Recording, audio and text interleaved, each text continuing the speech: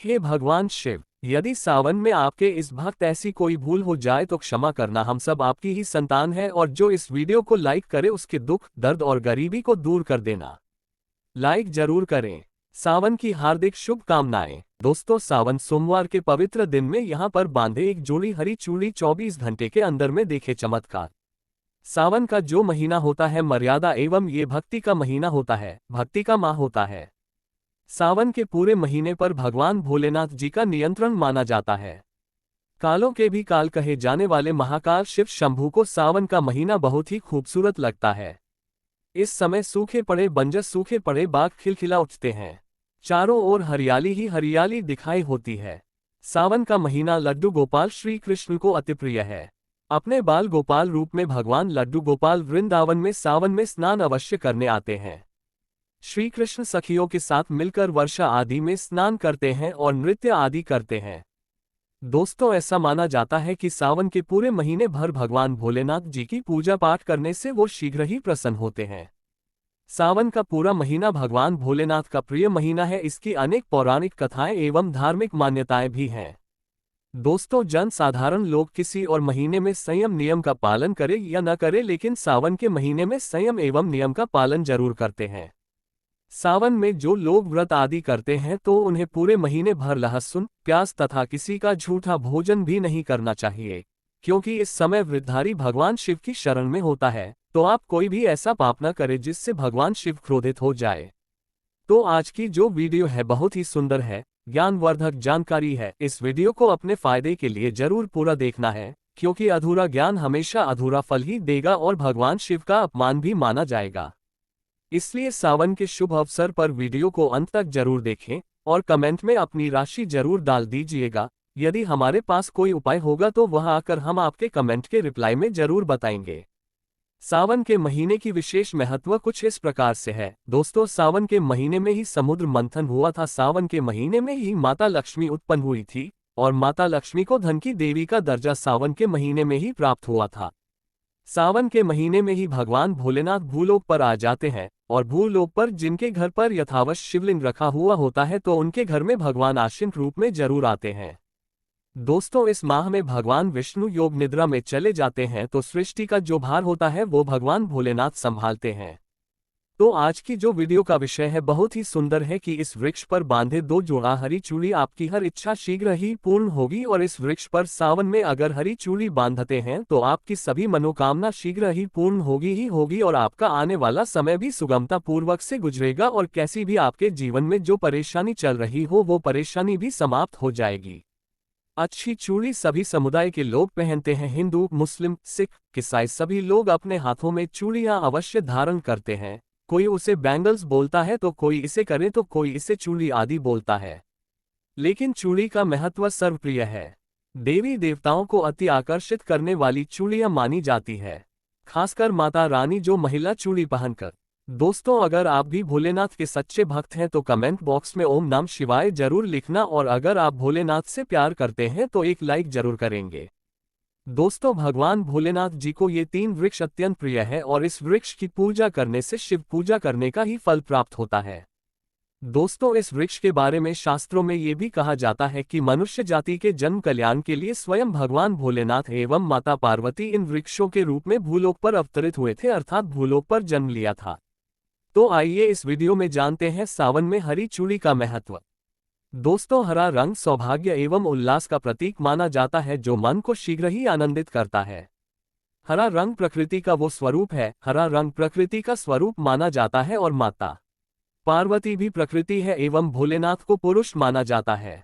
दोस्तों, हरे रंग का उदाहरण कुछ इस प्रकार से है जैसे सावन में भगवान शिव जी को चढ़ाए जाने वाले बेलपत्र, धतूरा, भांग एवं दूब हरे रंग की होती है। दोस्तों, प्रकृति निर्माण करने वाले भगवान भोलेनाथ हरे रंग से अति शीघ्र ही प्रसन्न होते हैं। सावन में जो महिला हरे रंग की चूड़ी पहनती है, हरे वस्त्र धारण करती है, उन्हें अखंड सौभाग्य की प्राप्ति होती है। दोस्तों, इसलिए कहा जाता है जितनी भी माताएं बहनें हैं उन्हें पूरे सावन के महीने में हरे रंग की चूड़ी जरूर पहननी चाहिए, हरे वस्त्र जरूर धारण करने चाहिए। सावन के महीने में जो माताएं बहनें भगवान भोलेनाथ की पूजा करती हैं, शिव पूजा करती है, ऐसी माता बहनों को हरे रंग के वस्त्र धारण करने चाहिए और भूलकर भी सावन के महीने में नीले और काले वस्त्र किसी भी महिला को कदापि नहीं पहनने चाहिए। ऐसा माना जाता है कि इस रंग के कपड़े पहनने से महिला के पति पर कष्ट आते हैं और उनके पति की आयु कम हो जाती है। तो दोस्तों, इस वृक्ष पर किसी भी सावन सोमवार के दिन या सावन में किसी भी समय जरूर बांधे हरी चूड़ी। दुर्भाग्य आपका सौभाग्य में बदल जाएगा। कैसी भी आपके ऊपर परेशानी हो, गरीबी हो, कष्ट हो, कर्ज हो, तकलीफ हो, जीवन में जो परेशानी हो, वो सारी समस्याएं समाप्त हो जाएंगी। दोस्तों, केवल एक ही सोमवार के दिन अगर आप यह उपाय करते हैं, हरी चूड़ी इस वृक्ष पर बांधते हैं, तो आपके जन्म जन्मांतर की गरीबी भी मिट जाती है और शीघ्र ही आपके एक ही सोमवार के दिन ये उपाय करने से मनोकामना पूर्ण होगी। तो दोस्तों, वो वृक्ष कौन सी है, आइए जानते हैं। प्रथम वृक्ष है शमी का वृक्ष। शमी के वृक्ष के बारे में ध्यान से सुनिएगा। तो शमी का वृक्ष माता पार्वती का एवं भगवान भोलेनाथ जी का मिश्रित स्वरूप कहा जाता है। इसलिए दोस्तों, शमी के वृक्ष को उमा महेश्वर वृक्ष भी कहा जाता है। पूरे सावन भर शमी के वृक्ष पर माता पार्वती एवं भगवान भोलेनाथ जी का वास माना जाता है। सावन के महीने में गोधूली बेला पर प्रदोष काल के समय, अर्थात दोस्तों जब न ही दिन हो और न ही रात, अर्थात संध्या काल के समय, तो इस वृक्ष को संध्या काल के समय में, गोधूली बेला में या फिर प्रदोष समय में इस वृक्ष को छूने से पाप, दोष, कष्ट एवं परेशानी केवल सावन के महीने में छूने मात्र से समाप्त हो जाती है। दोस्तों, सावन के पवित्र महीने में अगर शमी वृक्ष की जड़ पर कच्चा दूध डाला जाए तो भगवान शिव शीघ्र ही प्रसन्न होते हैं एवं माता पार्वती का ढेर सारा आशीर्वाद प्राप्त होता है। दोस्तों, शमी के वृक्ष का महत्व कुछ इस प्रकार से है। भगवान राम रावण पर आक्रमण करने के पूर्व भगवान राम ने शमी वृक्ष की पूजा की थी और पांडवों ने अपने दिव्य हथियार भी शमी के वृक्ष के नीचे में दबाए थे। शमी का वृक्ष जिस घर में लगा होता है उस घर का कल्याण हो जाता है और उस घर में सभी प्रकार के भौतिक सुख वास माना जाता है। तो दोस्तों, सावन के किसी भी सोमवार के दिन शमी वृक्ष पर उमा महेश्वर का ध्यान करते हुए 2 जोड़ी हरी चूड़ी एवं हरे रंग का रिबन जरूर बांधना चाहिए, या फिर हरे कलर का जो भी आपको श्रृंगार आदि मिल जाए वो आपको जरूर बांधना चाहिए, जैसे कि हरे रंग की मेहंदी, हरे रंग की बिंदी आदि, या हरी चूड़ियां जरूर बांधनी चाहिए। दोस्तों, कैसी भी आपकी मनोकामना हो वो एक ही बार में पूर्ण हो जाएगी, क्योंकि इस खास समय पर यानी सावन के समय में भगवान शिव खास तौर पर वास करने आते हैं धरती पर और शमी के वृक्ष में स्थायी रूप से वास करते हैं। शमी का वृक्ष छूने मात्र से आपकी मनोकामना शीघ्र ही पूर्ण हो जाएगी। पूरे सावन भर अगर शमी के पत्ते भोलेनाथ जी को उनकी पूजा में चढ़ाते हैं तो इससे अष्टलक्ष्मी आपके घर में वास करती है। आपके घर में कैसी भी गरीबी हो, दरिद्रता हो, दुख हो, परेशानी हो, गरीबी हो, बीमारी हो, सब समाप्त हो जाती है और पूर्ण रूप से आपके घर में भौतिक सुख आकर के निवास करने लगते हैं। दोस्तों, दूसरा वृक्ष है धतूरे का वृक्ष। धतूरे का वृक्ष भगवान भोलेनाथ के उग्र रूप काल भैरव के अंश से उत्पन्न हुआ है। ऐसी मान्यता है कि शिवलिंग पर धतूरे के पत्ते या पुष्प फल चढ़ाने से राहु, केतु एवं शनि के को प्रभाव समाप्त होते हैं। धतूरे के वृक्ष पर सावन के किसी भी सोमवार के दिन अगर 2 जोड़ी हरी चूड़ी बांधे तो शत्रुओं से छुटकारा मिलता है एवं शत्रुओं का सर्वनाश होता है। और दोस्तों, सावन सोमवार के दिन धतूरे का वृक्ष छूने मात्र से भगवान शिव आपके घर में दौड़े चले आएंगे। दोस्तों, अगर सावन के किसी भी शनिवार के दिन धतूरे के वृक्ष पर बाबा काल भैरव का ध्यान करते हुए हरी चूड़ी अगर बांधी जाए तो घर से भूत प्रेत बाधाएं सब नष्ट हो जाती है, भस्म हो जाती है। एवं छोटे से धतूरे की जड़ अगर घर के किसी भी कोने में छुपा दी जाए या घर में जमीन में गाड़ दी जाए तो भूत प्रेत इत्यादि का वास घर में कभी नहीं होता है। घर से सभी बाधाएं शिव के वास होने से भाग जाती है। दोस्तों, जो तीसरा वृक्ष है वो है बेल का वृक्ष। अगर भगवान शिव को बेलपत्र न चढ़ाया जाए तो सावन का व्रत अधूरा माना जाता है और बिना पत्र चढ़ाए ही शिवलिंग पर जल भी व्यर्थ हो जाता है। इसलिए जब भी आप भगवान शिव पर बेलपत्र चढ़ाए तो 5 बेलपत्रों पर उसके ऊपर में श्री राम अवश्य लिखे, इससे भगवान शिव जल्दी और अत्यंत प्रसन्न हो जाते हैं। दोस्तों, सावन में बेल वृक्ष छूने ऐसी कई तीर्थों का लाभ मिलता है। सावन में इस वृक्ष को क्यों छूना जरूरी है, आइए जानते हैं बेल वृक्ष की महिमा को। बेल का वृक्ष मैं आप लोगों को कई बार कई कथा में बता चुका हूं कि ये जो बेल का वृक्ष है माता पार्वती के स्वरूप कहा गया है, तो ये वृक्ष माता पार्वती के पसीने से उत्पन्न हुआ है। स्कंद पुराण में बहुत ही स्पष्ट तरीके से बताया गया है। इसके पत्ते में शिव और डाली में पार्वती, जड़ में ब्रह्मा एवं तन में विष्णु जी स्वयं रहते हैं। संध्या काल में ऐसा माना जाता है कि शिव मंदिर के समीप में जो बेल के वृक्ष है इसके नीचे में अगर कोई भी व्यक्ति सावन में शाम के समय, वैसे तो इसे डेली जलाना चाहिए, लेकिन अगर सावन के पावन दिनों में शाम के समय अगर भगवान शंकर जी का कोई भी शिव मंदिर है तो उसके किनारे में जो कोई बेल का वृक्ष हो वहां पर बिल्कुल आप एक घी का दीपक जला दीजिए, इससे बहुत ही उत्तम कहा गया है। वैसे अगर आप घी का दीपक जलाते हैं तो आपको धन, गुण एवं परम शिव भक्त की प्राप्ति होती है। दोस्तों, इस वृक्ष को छूने से पाप तत्काल नष्ट हो जाते हैं। कैसा भी आपके जीवन में पाप हो दूर हो जाता है। तो आपको करना क्या है, देखिए, जो बेल का वृक्ष है इससे बहुत ही उत्तम कहा गया है। माता लक्ष्मी को भी बेल के वृक्ष का अवतार लेना पड़ा था। एक कथा के अनुसार, इसके बारे में मैं एक कथा भी बता दूंगा कि क्यों माता लक्ष्मी को बेल के रूप में बेल के वृक्ष में अवतरित होना पड़ा था। मैं इसके बारे में भी एक कथा भी आपको बता दूंगा। तो आपको सावन के पवित्र दिनों में बेल के वृक्ष के नीचे हो सके तो घी का दीपक जरूर जलाएगा। घी का दीपक बहुत ही उत्तम कहा गया है। अन्य वृक्षों को जैसे आपने मक्खन चढ़ाया, बताशी का भोग लगाया, बेल के वृक्ष को माता पार्वती तथा भगवान शंकर का स्वरूप ही कहेंगे। बेल के वृक्ष की जो जड़ होती है, इसके जो मूल भाग होते हैं, इसमें समस्त तीर्थ आकर के निवास करते हैं। इसीलिए सावन के महीने में कहा जाता है, जो लोग अगर तीर्थ धाम नहीं जा सकते, तीर्थों के दर्शन नहीं कर पाते, तो ऐसे व्यक्ति बेल वृक्ष के नीचे में 1 महीने तक घी का दीपक जला लेते हैं तो संपूर्ण जितने भी तीर्थ होते हैं इसके घूमने का बराबर पुण्य की प्राप्ति होती है। मैं इसलिए सारी जानकारी, गुप्त रहस्य जानकारी बताता हूं, जिससे आप सभी दर्शकों को कल्याण हो, दर्शकों की बिल्कुल ही आध्यात्मिक उन्नति हो। सभी को धन की जरूरत नहीं होती, किसी को पुण्य की प्राप्ति की जरूरत होती है, कोई आध्यात्मिक उन्नति करना चाहते हैं।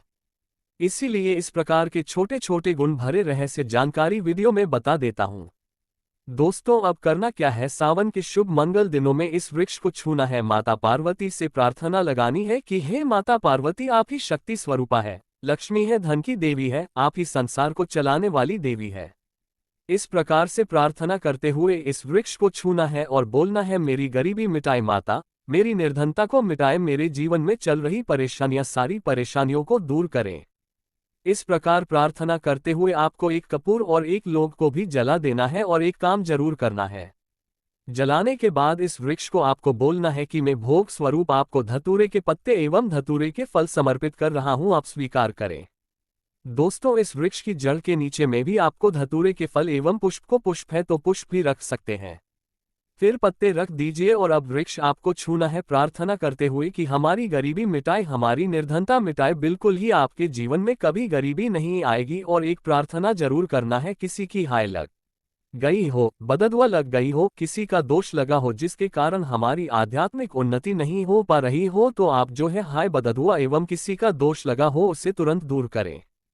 शनि राहु केतु का अगर दुष्ट प्रभाव लग रहा हो, नवग्रहों में से कोई नवग्रह हमें पीड़ित कर रहा हो, या फिर किसी भी हमारे पूर्वजों द्वारा किसी भी प्रकार का हमें पितृदोष लगा हो, क्योंकि पितृदोष लगने के कारण व्यक्ति की आत्मिक उन्नति भी नहीं हो पाती, तो आप बोलना कि समस्त प्रकार के दोषों को आप दूर करें, अपने अंदर में खींच लीजिए और आप हमें दोष मुक्त कर दीजिए। तो इस प्रकार से आपको ये प्रार्थना करनी है। और एक काम आपको जरूर करना चाहिए, आपको सावन के समय धर्म शास्त्रों में कहा गया है, बहुत सारे लोग भी बताते हैं, हमारे गुरु जी भी कहा करते थे, सावन के दिन अगर बेल के वृक्ष की जड़ में मिश्रित युक्त मिश्री, जो मिश्री आती है खड़ी खड़ी, आप सभी दर्शकों को जरूर पता होगी, शक्कर टाइप की होती है, तो आपको मिश्री डाला हुआ दूध अगर आप इनकी जड़ में डालते हैं तो ऐसा कहा गया है कि ऐसा व्यक्ति कभी निर्धन नहीं होता। ऐसे व्यक्ति के जीवन से किसी भी प्रकार से अगर लक्ष्मी रुष्ट हो चुकी हो, ऐसे व्यक्ति पर माँ लक्ष्मी भी प्रसन्न होती है, ऐसे व्यक्ति के जीवन में धन का अभाव नहीं होता, ऐसे व्यक्ति फिर निरोग रहते हैं, निरोग काया प्राप्त होती है। आप चाहते हैं तो यही क्रिया नियम के वृक्ष पर भी कर सकते हैं।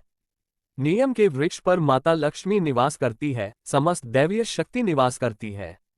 नियम के वृक्ष में अगर आप जो है सावन के शुभ मंगल दिनों में आपको 1 गिलास या फिर 1 लोटे, सामर्थ्य के अनुसार तांबे के लोटे में आपको दूध डाल करके इनके अंदर जो है अभिषेक करना चाहिए, इनकी जड़ में डालना चाहिए, लेकिन आपको मीठा दूध ही डालना है, मिश्री मिला हुआ दूध आपको चराना है, इनकी जड़ में डालना है और गरीबी मिटाने की प्रार्थना करनी है। या फिर जिन लोगों पर कर्जे का भार है वो लोग बोल सकते हैं कि हमारे कर्जे का भार दूर हो, या फिर जीवन में जो किसी भी प्रकार की जो परेशानी है वो परेशानी भी बोल देना, वो परेशानी तत्काल ये वृक्ष समाप्त करते हैं और आपको इसे छू करके आ जाना है। दोस्तों, सावन में आप इन वृक्षों को जरूर छुए, आपका कायाकल्प हो जाएगा, भगवान शिव आपके ऊपर मेहरबान हो जाएंगे, आपकी भक्ति की कामना आराधना पूर्ण हो जाएगी।